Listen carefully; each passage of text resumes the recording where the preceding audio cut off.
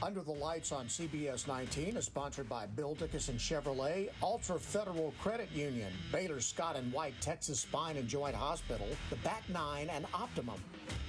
Hello, East Texas, and welcome back into Under the Lights. So glad that y'all decided to stick around with us. I'm Dan Millay. And I'm Serenity Douglas. This is Late Night Edition, It's Dan. Late Night Edition. Absolutely. Yep. Our favorite edition. We still have plenty more highlights coming up for you guys. But first, we're going to take a quick peek into what the weather's looking like for tonight and the rest of the week. Brett Anthony, what you got for us? Well, I thought we were going to be under the lightning. Okay. Very good. Yeah, see what I did there? Yeah. But we didn't have a whole lot of lightning. We got all the games in. There was a little bit of lightning in sporadic places here and there. We had some heavier downpours, and we may still see overnight some heavier downpours, which could create some flash flooding, especially from Shreveport down to Lufkin toward Corrigan. This area here outlooked by the Weather Prediction Center for the potential for some flash flooding overnight. Meantime, this is the front itself. It's moving through, and it's really not bringing a whole lot in terms of strong or severe weather. Just some downpours, maybe an occasional rumble of thunder. A little stronger thunderstorm here west of center, little lightning bolt there, some lightning southwest of Lufkin, and they'll move up to the northeast toward Nacogdoches and Garrison. But here just west of Tyler, it's hard to find a lightning bolt. In fact, that's one down toward Crockett. That is it. So these showers are going to move by. This is the front itself. Once the front clears, we start to see clearer skies overnight. Right now, though, it's murky, just kind of an ugly night. 70 degrees, dew points in the upper 60s, still hanging on to some very summer-like air out there. Eventually, we'll get rid of that, and it'll feel better tomorrow. West-northwest winds at 5 to 10 miles an hour. So tonight, thunderstorms still early. We'll call early between now and, say, 2 a.m. Then variable clouds overnight. Still a chance of showers in deep East Texas around daybreak tomorrow. Down to 59 in Tyler. Warmer to our southeast. Just kind of a dreary night. Then tomorrow, 10 a.m., 64, mostly cloudy, 70 at 1 p.m. and 71 by 4 p.m. And I think you can tell where the clouds hang on the longest tomorrow. Upper 60s for Mount Pleasant to Henderson to Carthage to Marshall. So that's where the clouds will hang on. We'll see a couple of showers. Still some warmer air left over down here towards St. Augustine, so they'll be around 75. Sun is out at Jacksonville, Tyler, and Mineola. That's why you have highs right around 71. Sun comes out earlier in the day out to the west. That's why Palestine and Crockett are up to 77. Baylor Scott and White Texas Spine Joint Hospital 10-day forecast. And really, I think you can put away the umbrella for maybe the next, say, 7 out of 8 days. We have to wait till late next weekend for more showers that come in. But those showers accompany perhaps the strongest cold front we've seen so far this fall. And of course, Savannah Hale will talk more about that on CBS 19 News at 10 Saturday night. Brett, thank you so very much. Go get yourself some rest. Have a great weekend. Have a restful weekend. You're a champion. You're the best. All right, we got to keep on moving, Serenity. We're talking about our game of the week now. Yes, Yeah. We had a really good game of the week. It was Marshall Mavericks facing off with the White House Wildcats. And our very own Jimmy Searfoss was out there earlier to give us all the latest and the greatest. But on a wet Friday night, White House busted out a uniform they haven't worn in over a year. It features the dub on the chest, and that stands for taking care of the brothers. But look at this beautiful pass out to White House. He's trying to scoot around traffic. That's Julius Sims, and he picks up a nice little, maybe a first down there. But now he's going to keep on moving on around. The White House Wildcats are trying to make a statement against a team like the Mavericks, and it's looking like they are so far. He passes this one out, and they're making good gains still at this point. He's zooming around that traffic, but it's time to put the point on the board. Now, this one's a little bit hard to see, and he gets rammed right in the end zone, and he ends up losing that ball, and it looks like the Marshall Mavericks are right over it. Now, the Mavs have it. This one, he's launching it out to his man, and his receiver, he gets it, because that's exactly what you're supposed to be doing. Because at this point, you're trying to get to the playoffs. It's the playoffs. Now let's go for the field goal, but this one is blocked. And it looks like the Wildcats will end up getting this one, but it's all the Mavericks for this one. It's going to be 28-7 for them, and the Marshall Mavericks looking like they're headed to the playoffs. Yeah, I think Beautiful. so. I think so. Beautiful, just beautiful. But we're going to keep on moving right on along. Our very own Jimmy Searfoss, he spoke with the coach right after. Big time win here for the Mavericks at Wildcat Stadium tonight. They get second place in the district, and they head into the playoffs with some momentum. Here's what the coach had to say about it. I'm just super proud of my kids. You know, we came out a little flat, and I was flat too, and then just the playmaking ability and the effort they keep showing, you know, they keep showing up play after play all season long. determined at halftime. We had a quick halftime too, all the adjustments on this stuff. But you know, I was just really proud of the effort. You know, we come out, kind of spark a little bit. Samaj Gatson and Rajon Sims sparked the offense and get going. Alton made some really good plays at quarterback, and then defense really all night long really played really well. Hit him in the backfield, making lots of great tackles. DBs were pretty much on, you know, locking their guys down too. So, and they're a good team. You know, the White House gave us all they wanted and more. You know, really good team. Coach did a really good job with these guys preparing them. Now, if you thought the coach was excited for the win of this game, check out how the Marshall Mavericks went over to their section and celebrated this win.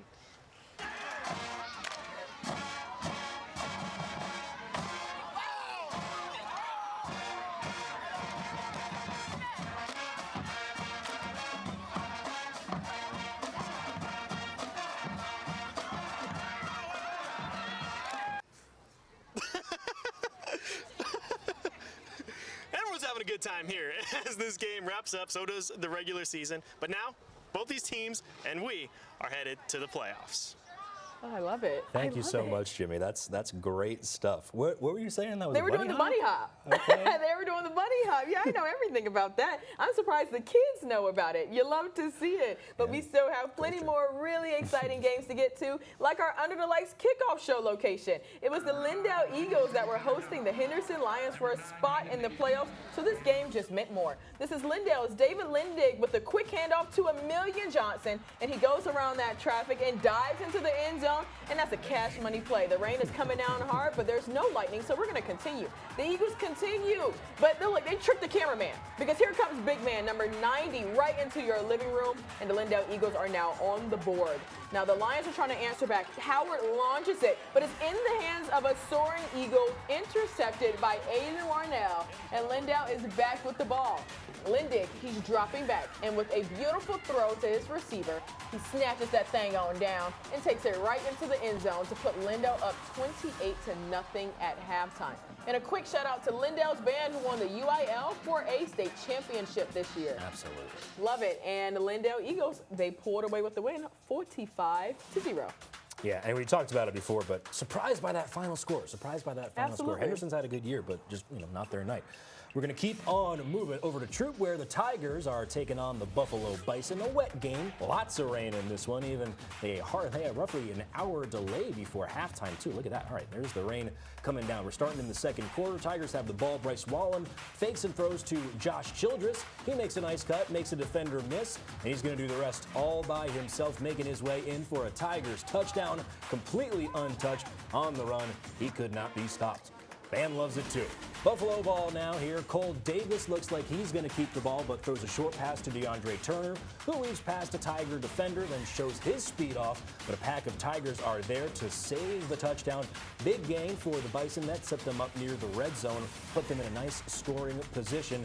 A little later on, same possession. This time, Cole Davis keeps it himself. He tries to go over the top, but he gets denied. But wait, play's not dead. He's still on his feet. He gets a little bit of a help from his friends, as Ringo Starr would say. And was that a touchdown? Yeah, I think it was a touchdown. The Tigers think they have the ball, but ref says he broke the plane. It's a touchdown. There you go. They wouldn't miss the point after Bryce Wallen gets the snap and turns on the speed, works his way towards the sideline. Just one man to beat, but he can't stay in bounds. Nice run by Wallen to put the Tigers back in Bison territory.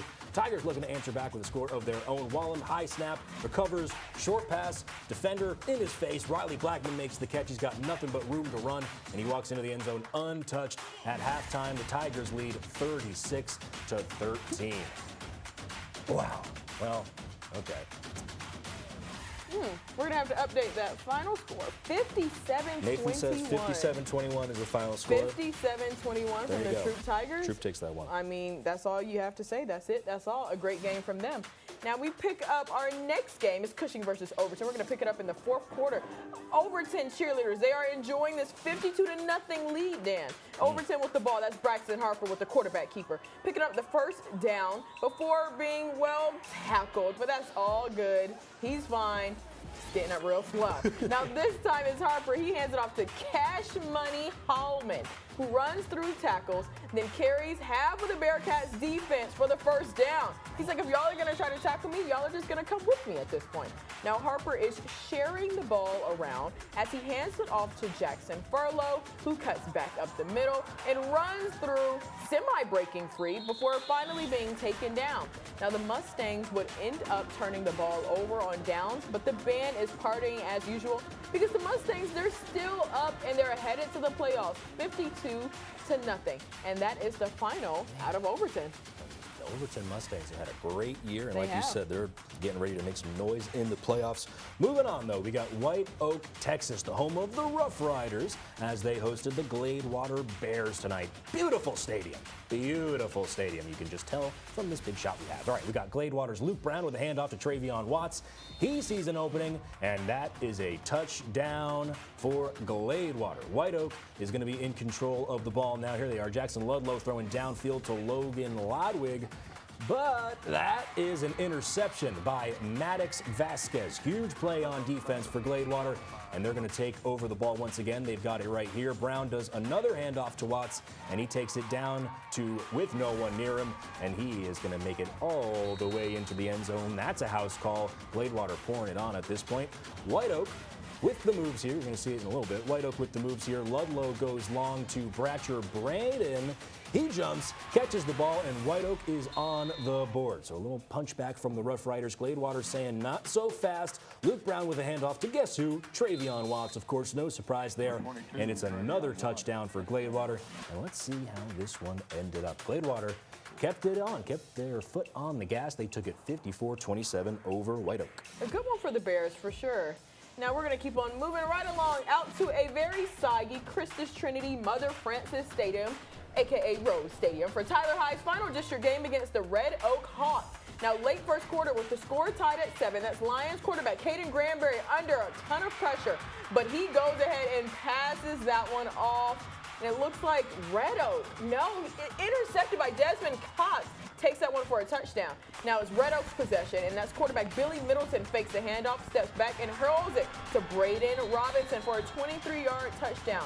Extra points good, and it's now Red Oak 21, Tyler High 7. But early in the second quarter, that's Tyler High, it starts to move the ball. That's Granberry. He hands it off to LaTrayson Harrelson, who bulls his way forward for a nice first down.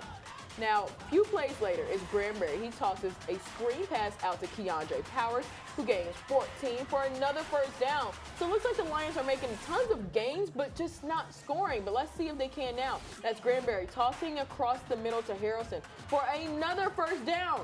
Okay, another first down. Where is the touchdown, Lions? Let's see if they can do it now. Are they going to do it? Granberry is scrambling, and no, he gets taken down by that Red Oak defense. Let's go ahead and see that final score. 45-35. The Tyler High Lions fought back, but it was all Red Oak, Dan. Yeah, they played them tough, though, down the stretch, certainly. All right, we're going on to Panther country now, where the Athens Hornets are battling against Bullard. An early kickoff today because of the weather. That was certainly a theme for tonight's games. A whole lot of rain going on, but we're going to join this one in the first quarter. Quarterback Crew Bowman gets the snap, avoids the sack, rolls to his right, throwing a dime off his back foot to receiver Sam Jordan, who squeezes in for the early touchdown. Panthers strike first. It's Bullard 6, Athens 0. Following the touchdown and following the band celebration, it's Hornets ball, now running back Jace Warren looking for a hole. He sheds one tackle, makes a cut upfield, and he loses another defender still on his feet, and it takes 3 Panthers to eventually bring the big man down. First down for the Hornets, and they're in Panthers territory. Same drive, quarterback David Richardson with the play option. He fakes the give and has his eyes downfield, throws a strike to an open receiver, Emmanuel Moore. Wide open, both teams block each other's extra points, so we're still knotted at 6 after the first quarter. Man. But Athens exploded after that. They took this one 41-6 over Bullard. Man, I love to see how it seems pretty back and forth as we're reading the highlights, and then you guys don't know, but we see the final score, so you guys see the final score. So, I mean, that one was a tough one. Athens looks good. I mean, unless something changed, but Athens looked really, really good. Excited to see how many more teams will fight their way into the playoffs, but we're going to see that right after the break.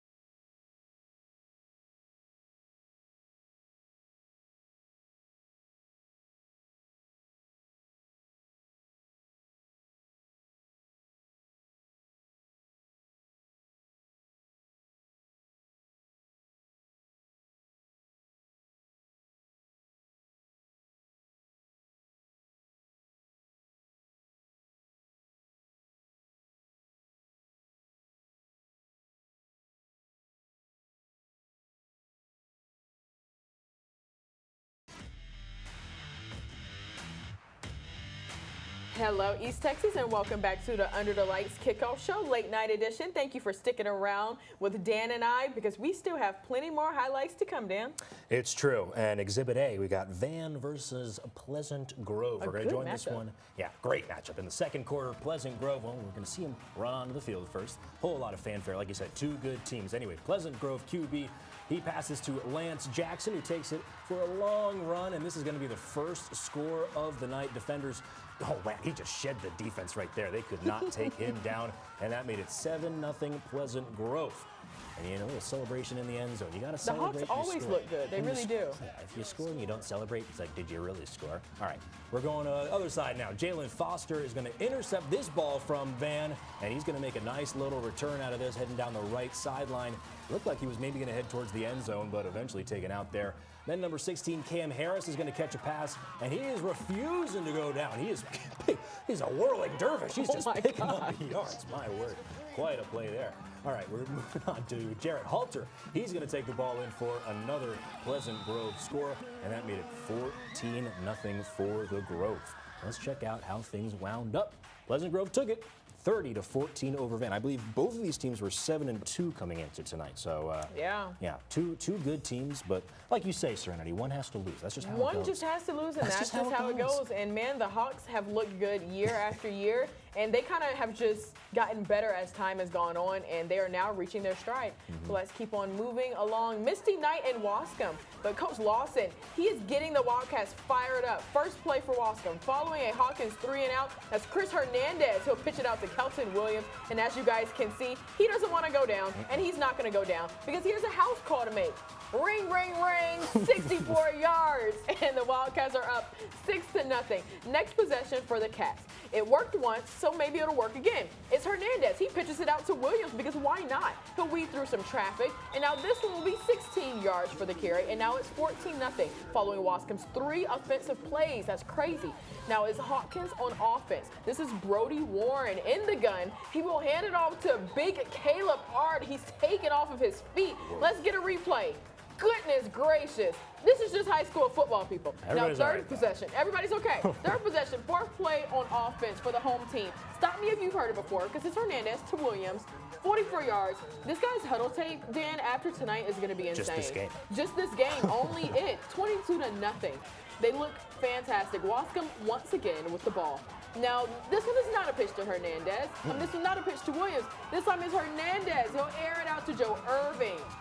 Got right under it, nearly brought down, but he's not. He kept his balance. 66 yards, 28-0. Wow, Wascom, they just look fantastic because Hawkins is a great team and they have a powerful quarterback at Eli Smith, but they look great. 62-16. Yeah, that's domination. Shut them down tonight. We're going to keep things moving to DeKalb versus Hooks. We're going to join this one in the second quarter. Quarterback for DeKalb, he hands it off to Dom Dunn. He makes a nice little gain for the first down and a little bit more.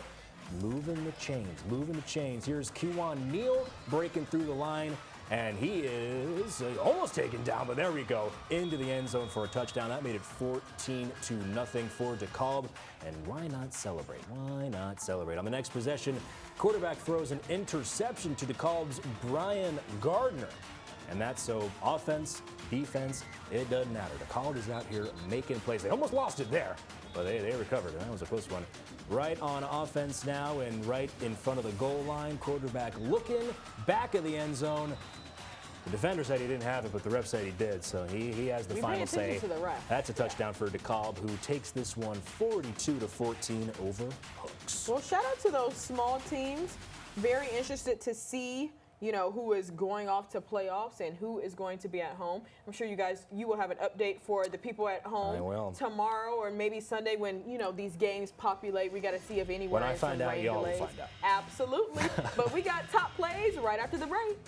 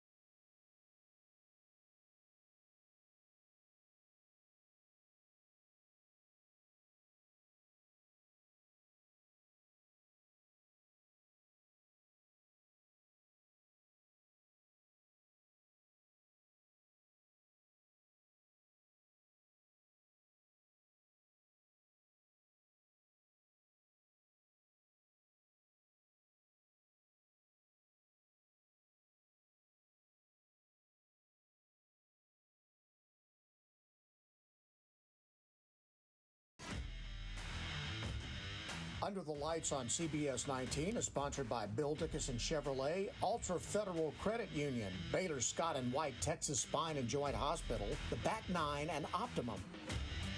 Hey y'all, welcome back into Under the Lights Late Night. Dan Millay and Serenity Douglas.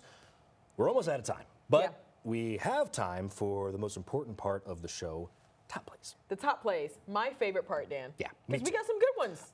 Always. We got to get straight to it, and we're starting with Bullard. First quarter, quarterback Crew Bowman gets the snap, avoids the sack, and rolls to his right, throwing a dime off his back foot. That's to Sam Jordan, who squeezes in for the early touchdown. Panthers strike first, make it 6-0 over Athens. Now, this one is from a Thursday night game. Check out this. It's a handoff to Tracy Thompson. The ball just plops out, but thankfully into the arms of his teammate. That's Trey Rogers. Look at the slow-mo. Trey Rogers' football IQ is at an all-time high. He's like, look, bro, I got you. I got it. It's fine. IQ, right play, right time.